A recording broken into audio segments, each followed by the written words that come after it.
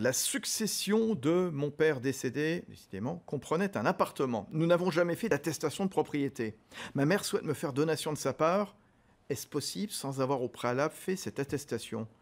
C'est quoi cette attestation de propriété dont Alors, elle parle? quand on règle une succession, eh bien, on va faire un acte qui va être publié au service de la publicité foncière pour transférer le bien immobilier du défunt à ses héritiers.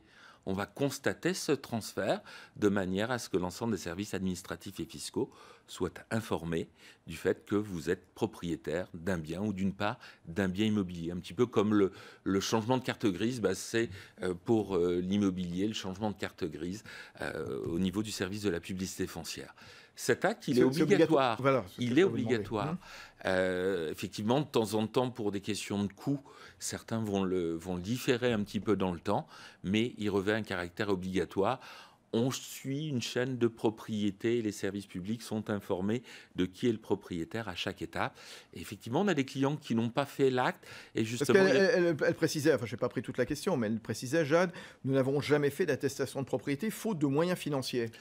Alors, il y a un coût qui est un coût fonction de la valeur du bien. Entre les frais administratifs et fiscaux et les honoraires, il est proportionnel à la valeur du bien.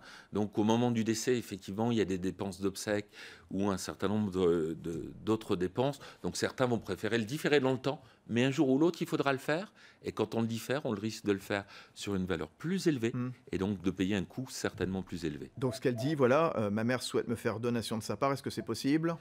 Alors, elle peut faire la donation, mais il faudra d'abord signer et publier la première attestation, bien sûr, attestation. Et ensuite faire la donation avec les précautions dont on parlait tout à l'heure, que la donation ne soit pas un cadeau empoisonné.